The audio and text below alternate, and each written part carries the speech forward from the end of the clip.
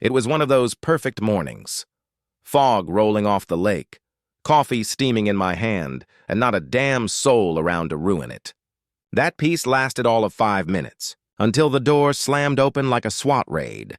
In storms, Karen, pink suit, fake pearls, and the kind of energy you only get from too much control and not enough hobbies. She's waving some crumpled piece of paper like it's the Declaration of Independence. "This whole property belongs to the HOA now," she shouts, face red like she just ran a marathon powered by pure hate. I just blinked, didn't move, didn't even set my mug down. Across from me, there's a man in a navy suit, quiet, composed, watching this whole circus go down. Karen doesn't even notice him. She's too busy puffing up like a peacock on caffeine. She slams the official notice on my table. "You need to pack your things and vacate immediately," she snaps. "This cabin's being listed for community use. The HOA has decided it's no longer fit for—" I cut her off with a chuckle. "You sure about that?" Her eyes narrow. "Don't bother calling anyone. The law's on my side."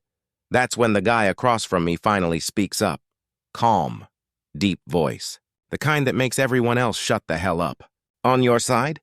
he asks, raising an eyebrow. Karen turns, frowning, trying to size him up. "And who the hell are you supposed to be?" I lean back in my chair, grinning like a kid who just watched someone step on a rake. "Karen," I say, real slow, "you just tried to evict me. In front of the state attorney general." You could have heard a pin drop. Her face went from red to white in about 3 seconds flat. The paper in her hand started shaking like it suddenly weighed 100 pounds. What? She stammered, eyes darting between me and him. He opened the notice she'd brought, skimmed it, then looked up with this little smirk. "This isn't even legal," he said. "You forged a property claim?" Karen's voice cracked. It's not what it looks like." "Oh, it's exactly what it looks like," I said, standing up. "You just barged into private property, tried to throw me out with fake paperwork, and did it all in front of the state's top law enforcement officer. That's a bold move, Karen." Her mouth opened, but nothing came out. She just stood there, frozen, clutching that paper like it might somehow save her from herself. The Attorney General took out his phone, snapped a quick photo of the document, and said, "We'll be in touch." His tone, dead serious. Karen's eyes went wide. You can't actually report me for this." "Oh, I think he just did," I said, smiling as she slowly backed toward the door, her heels clicking like a retreat drumline.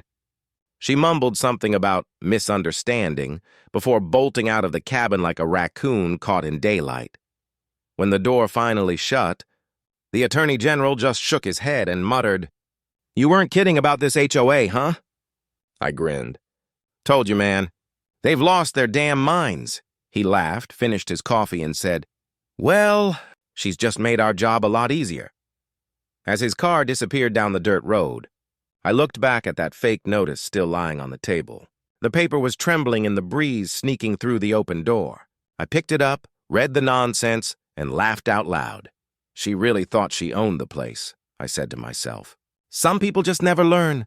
She came in screaming about rules and community, rights. But all she really did was break about 10 laws in front of the one guy who writes them. Don't forget to subscribe, because this whole mess, it's about to get real wild. Karen froze like a deer in headlights. Then, out of nowhere, flipped the switch to her sweet old neighborhood lady act. You know the type, fake smile, high-pitched voice, hands clasped like she's doing a church skit. "Oh, I was just checking the safety of the property," she said, laughing way too loud. "HOA business, you know, just trying to make sure everything's in order." Her laugh echoed through the cabin like nails on a chalkboard. Even the crickets outside went silent. The Attorney General didn't even blink. He just leaned forward, elbows on the table, tapping his pen against that fake-ass document she brought in. His tone dropped into that calm, dangerous kind of serious, the kind that makes guilty people sweat. "So," he said slowly, "you entered private property without permission, using a falsified document?" Karen's eyes darted everywhere. The floor, the ceiling, the door. Anywhere but him. "Falsified? Excuse me, this is official," she snapped, suddenly defensive again. She snatched the paper back and shoved it toward him like she was proving a point. The thing looked like it came straight out of a kid's school project, wrinkled, uneven margins, and the official HOA seal printed in gray, not even color. You could practically smell the $30 Walmart printer ink from across the table. The Attorney General raised an eyebrow. "This is what you call official?"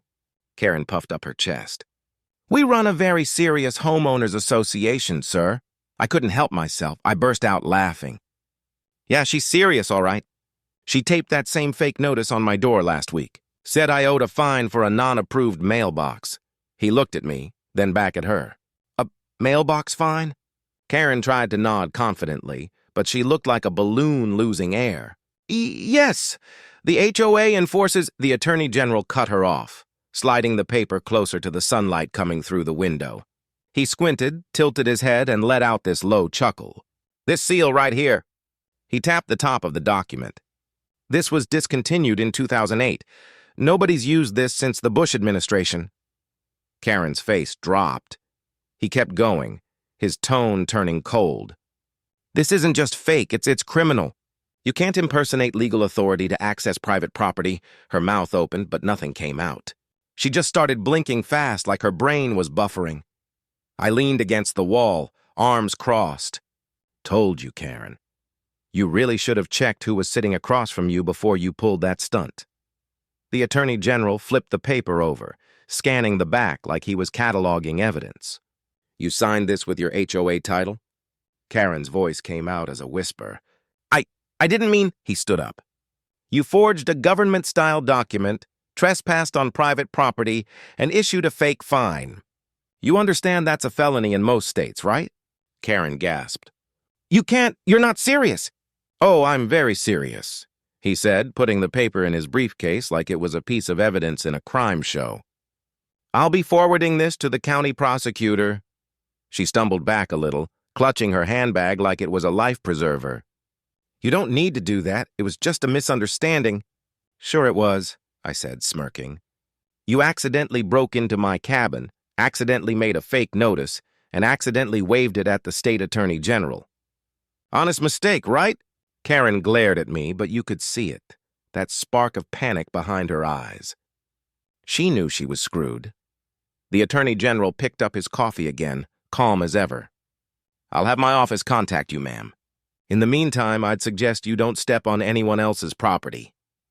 Karen didn't say another word. She just spun around, muttering something about lawyers and community authority while tripping over the front step on her way out. When the door shut, I looked at the Attorney General and said, "Well, that escalated fast." He smirked. "You weren't kidding. This HOA's a soap opera." Karen had no clue. She'd just turned her little HOA tantrum into a full-blown state-level investigation. "Hit that subscribe, 'cause the meltdown's only getting started." Karen's fake grin didn't even last 10 seconds. You could see it. That tight jaw, shaky breath, eyes darting everywhere like she was looking for an escape hatch. Her voice cracked the moment the silence got too heavy. I didn't do this myself," she blurted out, hands waving like she was trying to swat away the truth. "The HOA president told me to. He said I had to push him out or I'd lose my spot on the board." The Attorney General didn't even blink. He just raised one eyebrow, calm as hell, like a teacher waiting for a kid to finish lying. "So let me get this straight," he said slowly. "Your HOA board directed you to trespass, impersonate authority, and harass a property owner?" Karen swallowed hard, her throat visibly tightening. I didn't mean for it to go that far," she stammered. "But he said if I didn't act, I'd be out. He said people like him," she pointed right at me, "don't deserve lakefront property." Man, the air in that cabin froze. You could have heard a pin drop. Even the Attorney General stopped writing his notes. He leaned back in his chair, staring at her with that calm, dangerous look again. "The one that says you just messed up big time. People like him?" he repeated, voice sharp enough to cut through stone. "You might want to explain that, ma'am." Karen's mouth opened, but no words came out. She looked trapped, like she wanted to rewind the last 10 seconds of her life. Her face flushed red, then pale. She finally muttered, I didn't mean it like that." "Oh, you meant it exactly like that," I said, arms crossed. "You've been throwing shade since day one, Karen. People like me this." Our kind of neighborhood, that. You just forgot you were saying it in front of the state attorney general. She tried to backpedal, fast. No, it's just... The HOA has certain standards. He cut her off. Standards based on what? Race? Background? Income? His voice was calm, but every word hit like a hammer. Because last I checked, discrimination's not an HOA guideline. It's a federal violation. Karen's breathing got shallow. Her hands trembled as she tried to pick up her purse, like maybe if she left fast enough, this whole thing would vanish. But it was too late. The Attorney General flipped open his notepad. "What's the HOA president's name?" he asked. She hesitated, eyes wide. I don't think I should." He didn't raise his voice, but his tone changed, colder, heavier. "Karen, you just admitted on record that your HOA's leadership instructed you to commit a crime. If you withhold names, you're part of the cover-up." That broke her. She whispered, "It was Jim Wallace. He runs the board." I laughed under my breath. "Figures. Jim's been hiding behind other people for years. Guess the queen just sold out her king." Karen snapped her head toward me. "You don't understand. He made me do it. Said it was about preserving community values." The Attorney General leaned forward again, his expression unreadable. "Community values?" He tapped the paper. "You mean kicking people off land they legally own? Forging documents? Lying to state officials? Those community values?" Karen's eyes welled up. "Please, I didn't want to—" "Save it," he said, closing his notebook. "You'll get your chance to explain that in a deposition." The silence after that was heavy. The kind that makes your ears ring. She sat there shaking, clutching her bag, staring at the floor like it could swallow her whole. I leaned back in my chair, sipping what was left of my coffee. "You know, Karen," I said quietly, "I thought you just hated me because I didn't follow your little HOA rules. But now I get it. It was never about rules. It was about control, about who you think belongs here." Karen didn't look up. She just muttered, "You don't understand how this place works." "Oh, I understand perfectly," I said. "You and your HOA thought you could bully people into fitting your picture of perfect. But here's the thing. That picture's about to get torn up." The Attorney General stood, adjusting his jacket. "We'll be in touch. Mr. Wallace will need to answer some questions." He turned toward me. "You've got guts standing your ground." "Most folks would have caved," I nodded. "Yeah, well, she picked the wrong guy to pull fake paperwork on," he smirked. "And the wrong guy to mess with in front of a state official." Karen just sat there, frozen, watching her whole little kingdom start to crumble right in front of her. Turns out, this wasn't about rules or order. It was about power, prejudice, and the wrong man being in the right house. "Stick around. The puppet master's about to walk through that door." Heavy footsteps echoed across the porch, slow and deliberate, like someone who'd never been told no in his life. The whole cabin went quiet. Even Karen stopped shaking for a second. Her eyes darted toward the door like she'd just seen a ghost. Then a voice cut through the silence. "Karen," it said, smooth, low, dripping with authority. "What's taking so long?" She froze up instantly. Mr. Lawson, Before she could finish, the man himself stepped inside. He looked like he'd just walked out of a country club. Tall, crisp suit, gold watch, shiny loafers that had definitely never touched dirt. His smile. The kind that says I own this place, even when he clearly doesn't. "Enough," he snapped, his tone icy. "You were supposed to keep this quiet." The Attorney General didn't move an inch. He just turned his head slightly, studying the guy like a hunter spotting prey. "Mr. Lawson, I presume," he said evenly. "HOA president?" Lawson gave a smug half-smile. "Titles don't matter," he said. "What matters is maintaining order in this community. And right now, this property falls under HOA jurisdiction." I leaned back in my chair, still holding my coffee mug, barely hiding my grin. "Jurisdiction, huh? That's a fancy word for a place you don't own." Lawson's smile flickered. "Don't get cute," he said. "This cabin sits on land the board intends to regulate. You're on borrowed time here, pal." I put the mug down slowly. "Borrowed time?" I said. "This land's been in my family for 3 generations. My granddad built this cabin with his own damn hands. You don't regulate family history." Karen shot Lawson a look like, "Please fix this." But he ignored her, too busy trying to keep his ego from cracking. "History doesn't matter," Lawson said, his voice lowering. "More venom in it now." "Power does." The Attorney General raised an eyebrow like he'd just been handed the dumbest quote of the year. "Power?" he repeated. "You think forging documents, trespassing, and intimidating property owners gives you power?" Lawson smirked, but his voice was tighter now. "I think it gives us control, and control is how you keep neighborhoods clean." The Attorney General took a slow step forward. "Clean?" he asked. "You mean free of people you don't approve of?" Lawson hesitated, just a second. But it was enough. That mask of confidence slipped, and underneath was the same old prejudice hiding behind HOA jargon. "Don't twist my words," he said sharply. "We just believe certain standards keep property values up." I laughed. "Yeah, funny how your standards always seem to target people who don't look like you, talk like you, or play your little HOA politics." Lawson turned to me, eyes narrowed. "You're not exactly the type of resident this place was designed for." The Attorney General stepped between us before I could respond. "Careful, Mr. Lawson," he said calmly. That sounded an awful lot like discrimination. Karen looked like she wanted to melt into the floor. "Sir, please. He doesn't mean it like that," she whispered. But Lawson wasn't done digging his own grave. "You outsiders never understand how communities work," he said. "We have order, respect, hierarchy," the Attorney General cut him off. "And apparently no clue about state law." He opened his folder and pulled out a document. "According to these records, this cabin and the surrounding acres are privately owned, predating your HOA charter by decades. You have no authority here. Zero."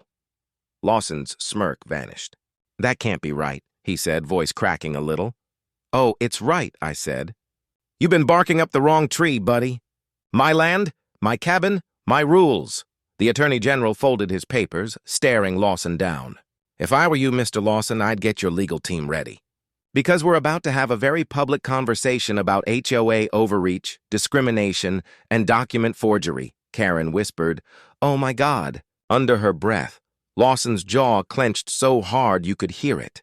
"This isn't over," he said finally, voice trembling with anger. "Oh, it's definitely not," I replied, leaning back in my chair. "But next time, make sure you're standing on your own property before you come storming into mine." The Attorney General gave him one last cold stare before turning toward the door. "Mr. Lawson," he said, "you're about to learn what real power looks like, and it comes with a badge and a court order." Lawson said nothing.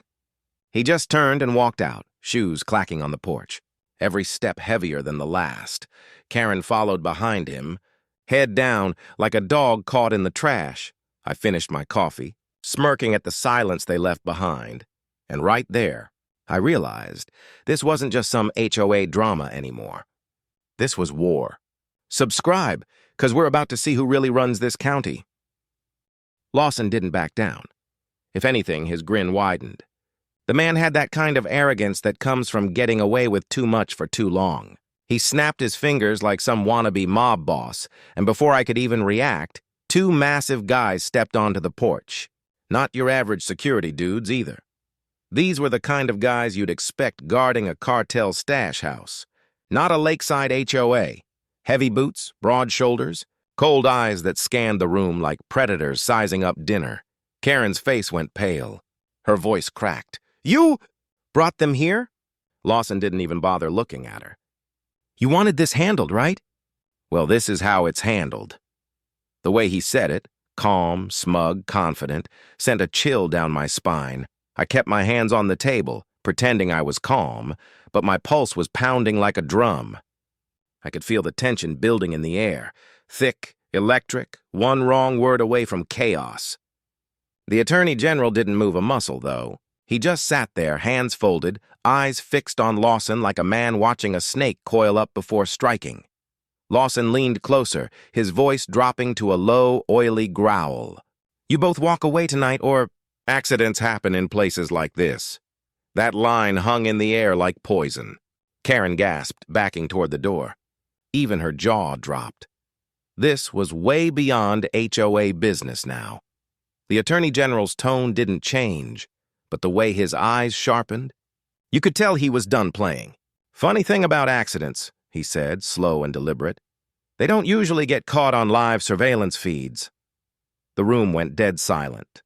Then, blink, that little red light in the corner started flashing. Lawson turned, confused. "What the hell is that?" I smirked. "Oh, that? That's your close-up. This cabin's fully wired, buddy. Cameras, mics, motion sensors, the whole deal." Karen covered her mouth. One of Lawson's hired thugs muttered, "Boss, we're live?" The Attorney General tilted his head. "Live, recorded, and backed up to a government server as we speak. You boys just made my night." Lawson's fake composure shattered. He lunged toward the corner like he could stop the feed, but it was too late. Every word, every threat, every sneer had already been streamed. "Turn it off!" he shouted, but his voice cracked. I stood, finally letting the calm fade from my face. "You thought you could threaten me on my own property, in front of the state attorney general, and walk away?" Lawson's jaw clenched. "You don't know who you're messing with." "Oh, I think I do," I said. "You're the guy whose HOA just turned into a crime scene." The Attorney General took a step forward, his badge catching the light. "Mr. Lawson," he said evenly, "by tomorrow morning you'll be facing charges for trespassing, intimidation, and conspiracy. And these two?" He pointed at the muscle. "They'll be explaining their little side gig to state investigators." Lawson's arrogance finally cracked. "This isn't over," he spat. "Oh, it's over," I said. "You just don't know it yet." He thought he could scare me off with muscle and threats, but he forgot one thing. Power means nothing when the cameras are rolling and the truth's on tape. "Stick around, 'cause this man's fake empire is about to go down in flames." Lawson's whole face went ghost white when he realized what I'd said. "You've been recording this?" he asked, voice shaking now, that slick confidence gone. I leaned back in my chair, arms crossed, calm as ever. "Recording?" I said, smirking. "Nah, man, streaming, straight to the county's evidence server, real time, HD, audio included." For a second, nobody moved. You could feel the panic building in the air. Karen gasped so loud it echoed off the cabin walls. The two goons, those big dudes Lawson brought in, suddenly didn't look so tough. One of them even stepped back, glancing toward the door like he was reconsidering his life choices. The Attorney General, though? He didn't even blink. He just leaned back in his chair, calm as ice. "Every word you've spoken," he said, voice steady and cold. "Every threat, every illegal act, it's all saved, copied, and backed up in 3 places. Lawson's lips curled into a bitter grin. "You think anyone's gonna do anything with it?"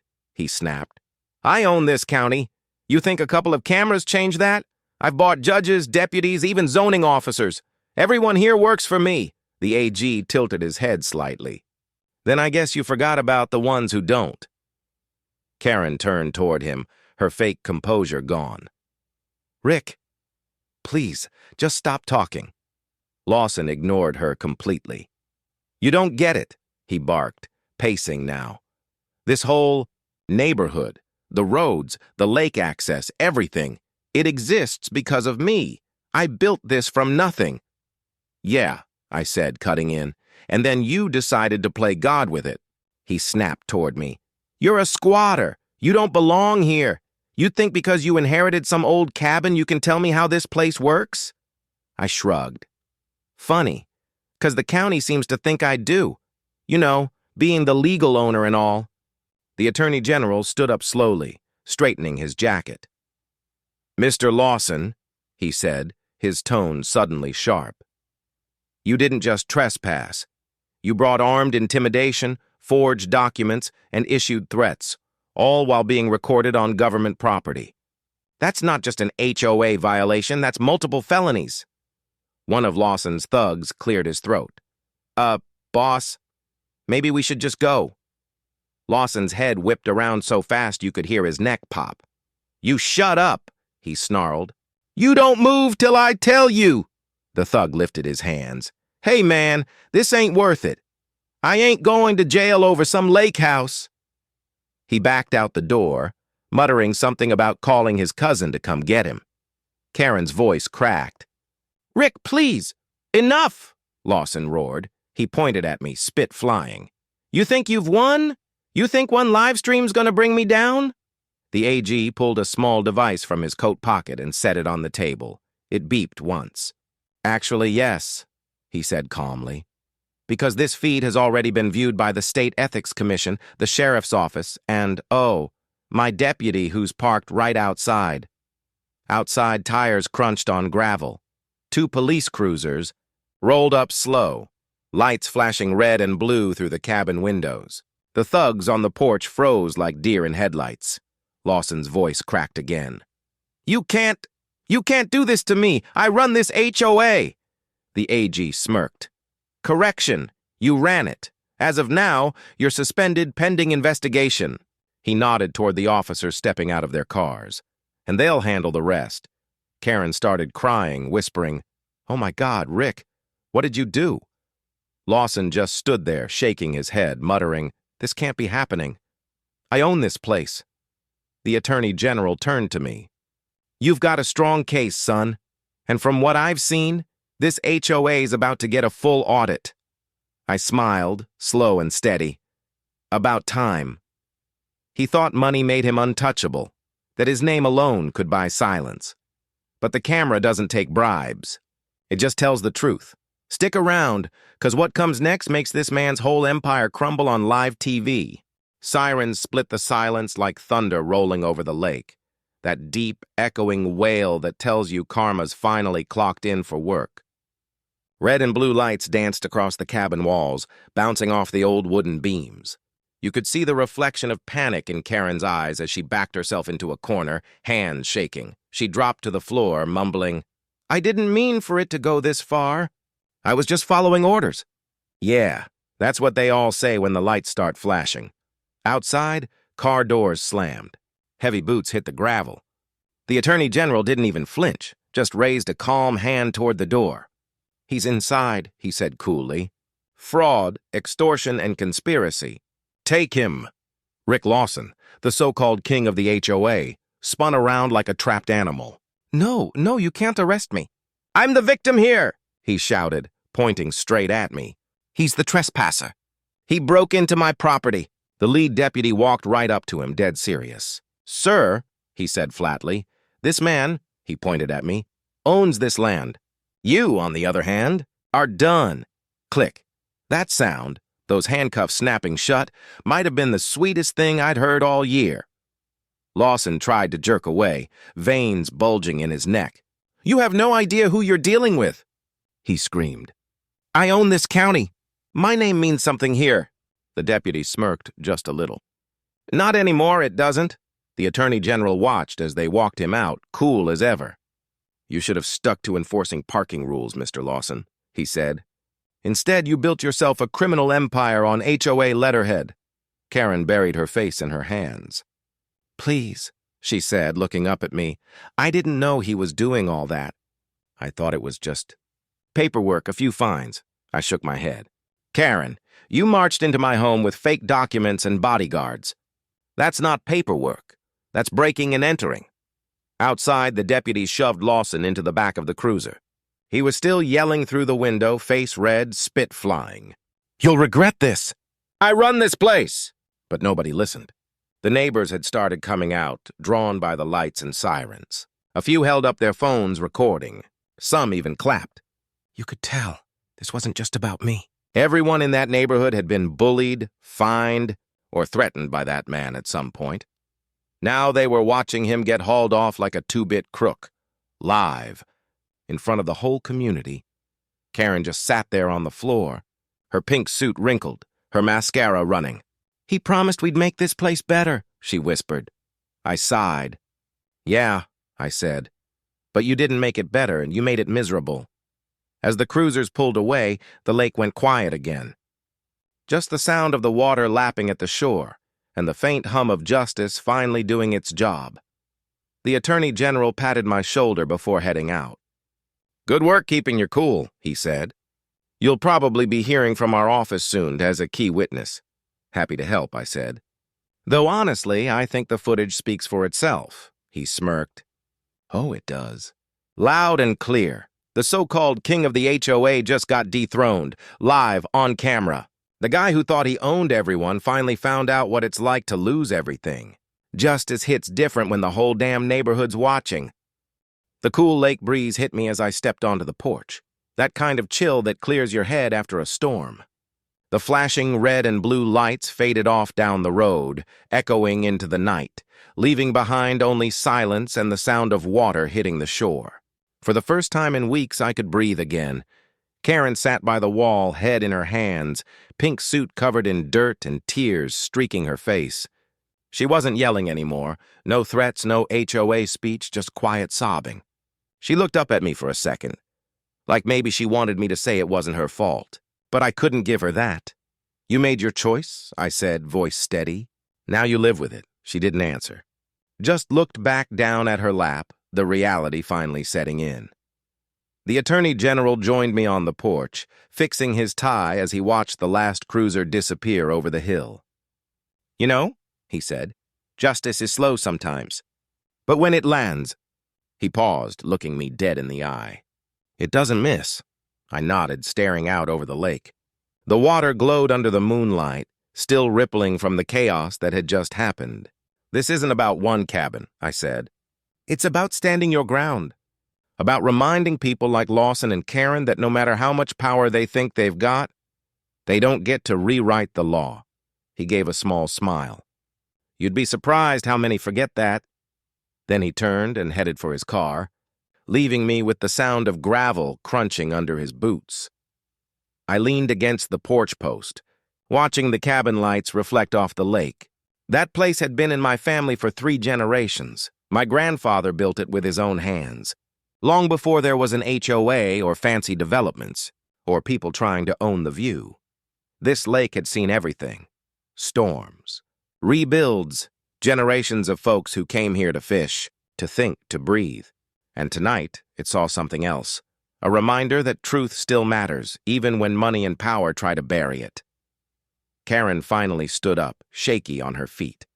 She muttered something under her breath, maybe an apology, maybe just regret, and walked slowly down the path. No more orders, no more attitude, just silence. I looked around the property one last time. The porch light, the old dock, the chair my dad used to sit in when he'd say, "Land doesn't just belong to who buys it. It belongs to the people who respect it." And damn, he was right, because this wasn't just about winning some argument. It was about protecting what's right. Your home, your history, your peace. HOAs think they run the neighborhood, but the law always runs them. Subscribe if you believe property rights still mean something in this country. 'Cause out here by the lake, we don't bow to bullies.